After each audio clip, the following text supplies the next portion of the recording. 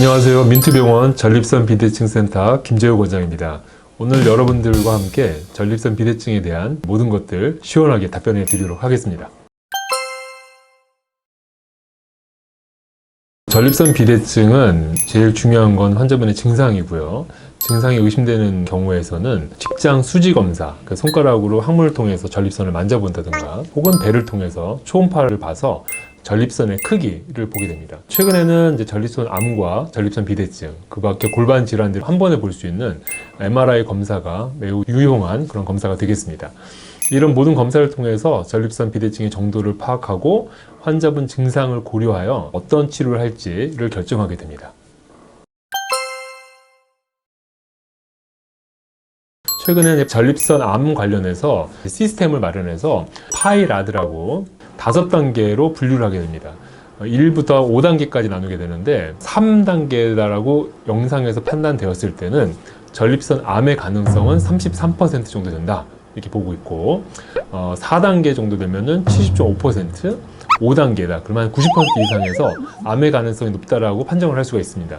초음파 검사의 경우는 그레이스케일이라고 하죠. 흑백으로만 보이기 때문에 정확하게 병변 여부를 파악하기가 쉽지가 않습니다. 그래서 아무래도 진단율이 떨어지게 되고 조직 검사를 통해서 최종적으로 확정을 하게 되는데 이러한 것보다는 MRI가 정확한 분류 기준에 따라서 암의 가능성을 말할 수 있기 때문에 최근에는 파이라드라는 방법을 통해서 전립선 암을 좀 더 명확하게 진단할 수가 있습니다. 물론 이제 영상만으로 판단하지는 않고요. 이제 PSA라는 검사와 여러 가지를 종합적으로 판단해서 결정하게 됩니다.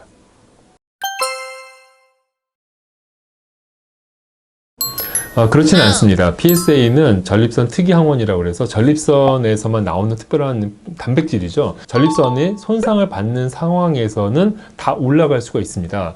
쉽게는 뭐 전립선염이 있다든가 아니면 전립선 비대증 아니면 자전거를 너무 오래 타서 전립선이 계속 자극이 되는 것만으로도 이 PSA는 올라갈 수가 있습니다. 그래서 암이 있는 분들의 치료 효과가 이제 PSA가 떨어지는 걸 보면서 알 수 있다든가 아니면 이제 PSA가 지속적으로 올라가면은 좀 더 악성의 가능성이 높다든가 혹은 초음파나 MRI 검사에서 병변이 확실히 보이면서 PSA가 올라가는 게 지속된다. 이런 경우는 좀 더 암을 시사하는 소견이 되겠습니다.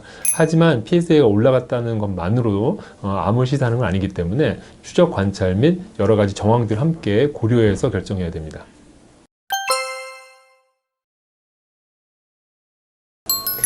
네, 전립선 비대증, 즉 크기가 커졌다고 해서 꼭 치료를 해야 되는 것은 아닙니다. 그보다는 이제 비대증으로 인한 증상이 가장 중요하고요. 일반적으로 봤을 때는 전립선 크기는 호두 혹은 이제 밤톨 모양 같고 크기라고 보거든요. 보통 20cc 미만 정도가 되는 게 성인 전립선의 정상적인 일반적인 크기입니다.